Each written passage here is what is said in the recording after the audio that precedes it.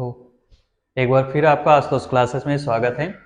और आज जो वैकेंसी आपकी है SSC selection post 12 SSC selection post 12 की वैकेंसी है। इसमें जो वैकेंसी है आपकी वो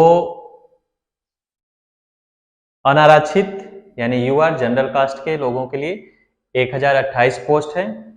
ईडब्ल्यूएस कैंडिडेट के लिए 186 है और ओबीसी के लिए आपका 456 पोस्ट, एससी के लिए 255 पोस्ट है। यानी कुल मिलाकर 2049 वैकेंसी एसएससी सिलेक्शन पोस्ट 12 में निकाली गई है।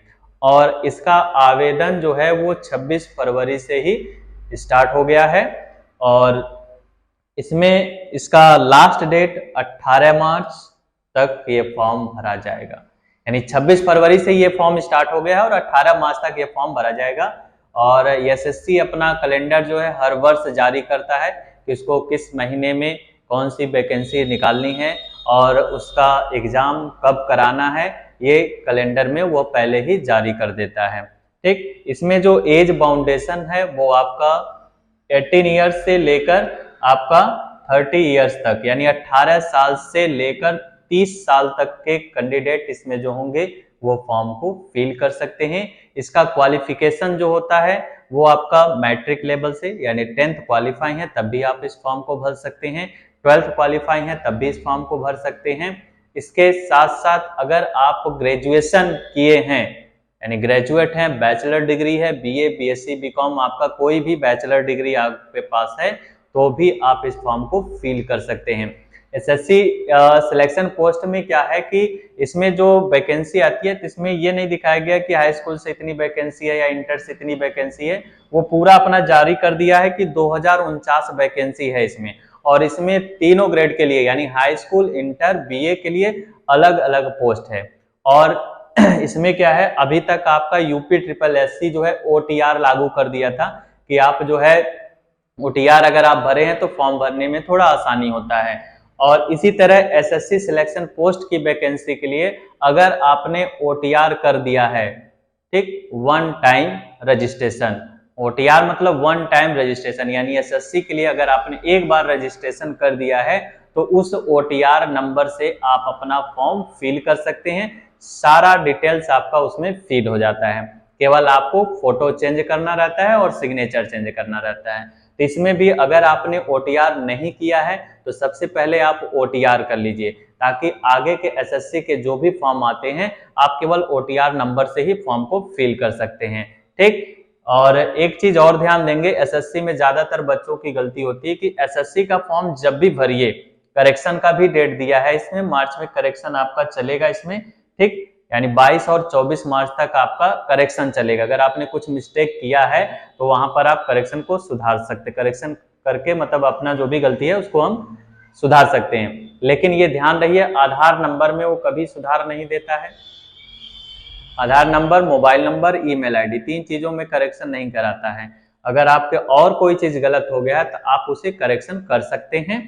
ठीक, और ओटीआर सबसे पहले ओटीआर आप भरिए ताकि आगे कभी एसएससी का फॉर्म भरना हो तो आपको ओटीआर नंबर से ही फॉर्म को फिल कर सकते हैं। अगर एसएससी में आपने जो गलती कर दी फिर आप अगर करेक्शन नहीं किया है तो पूरे फ्यूचर में आप एसएससी का फॉर्म जब भी भरेंगे तो आपका वही फॉर्म का डिटेल्स उठाएगा जो आपने पहले कभी एसएससी का एग्जाम दिया होगा, वही वाला उठा लेता है। इसमें फिर कोई करेक्शन नहीं कर सकते हैं। इसलिए एसएससी का फॉर्म जब भी बने तो सोच समझ के फॉर्म को फिल करना चाहिए। एक दो बार चेक कर लीजिए कहीं कोई मिस्टेक ना हो, कोई नाम के स्पेलिंग में मिस्टेक ना हो।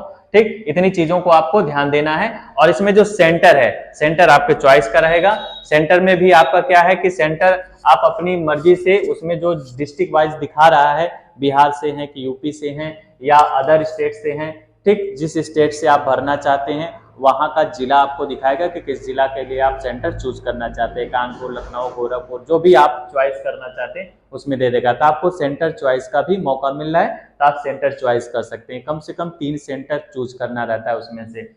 उसके बाद इसका जो सिलेबस होता है वही सिलेबस एसएससी के अन्य एग्जाम में जो होता है, रिटर्न एग्जाम में वही चलेगा। जीके जीएस आपका रहेगा ही, करंट भी रहता है इसमें, रीजनिंग रहेगा, मैथ रहेगा। इसमें आपका एक पार्ट बढ़ जाता है इंग्लिश लैंग्वेज, और चारों चीजों के लिए यानी 10th के लिए अगर आप अप्लाई कर रहे हैं तो उसका इंग्लिश लैंग्वेज कुछ अलग लेवल होगा, 12th वालों के लिए अलग लेवल होगा, और ग्रेजुएशन यानी बैचलर डिग्री वालों के लिए इंग्लिश लैंग्वेज अलग अलग लेवल का रखा जाता है। तो बाकी सारी चीजें ऐसे जैसे जैसे आपका क्लास मतलब बढ़ेगा, अगर 10th लेवल का है तो उसका रिटन एग्जाम थोड़ा इजी होता है, इंटर वाले से फॉर्म फिल करेंगे थोड़ा उससे डिफिकल्ट होगा, अगर आप बैचलर डिग्री लगाकर फिल करना चाहते हैं तो उसका लेवल थोड़ा अलग हो जाता है। तो सब में इसी तरह से इसमें आपका जो पोस्ट होता है क्लर्क लेवल का, कंप्यूटर ऑपरेटर का, इस तरह का अगर कोई पोस्ट आप फिल करते हैं 12th लेवल से तो आपको टाइपिंग करना पड़ेगा, उसमें टाइपिंग अनिवार्य है, यानी टाइपिंग भी आपको करना है। रिटन एग्जाम के बाद आपको टाइपिंग देना पड़ेगा, स्किल टेस्ट देना पड़ता है, तब आपका डॉक्यूमेंट वेरिफिकेशन होगा, उसके बाद आपकी ज्वाइनिंग होती है।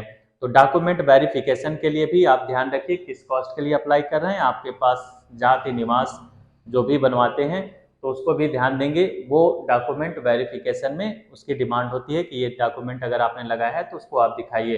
किस तरह से डॉक्यूमेंट वेरिफिकेशन होता है। एग्जाम का लेवल एसएससी का जो आज तक होता चला आया है वही लेवल रहेगा, और इसमें आपको कुछ अलग से नहीं तैयारी करना है, बस वही आपका जीके, जीएस, मैथ, रीजनिंग, और बस वही एक टॉपिक आपका इंग्लिश लैंग्वेज। इसमें एसएससी का कोई भी एग्जाम देंगे इंग्लिश आ जाता है आपका, ठीक है, इंग्लिश आपका आ जाता है तो इंग्लिश लैंग्वेज आपको बनना है। तो इस तरह से ये सीबीटी एग्जाम जो है यानी ऑनलाइन एग्जाम होगा। ऑनलाइन एग्जाम जो होगा वो आपका 6 से 8 मई तक ये एग्जाम कराया जाएगा, और इसका एडमिट कार्ड जो है 2 दिन पहले या 4 दिन पहले, क्योंकि आज जो भी अब एग्जाम आ रहे हैं आपके 2 दिन पहले या 4 दिन पहले ही आपका एडमिट कार्ड निकाला जा रहा है, ठीक। तो इस फॉर्म जिसने भी नहीं भरा है इस फॉर्म को फिल कर देंगे।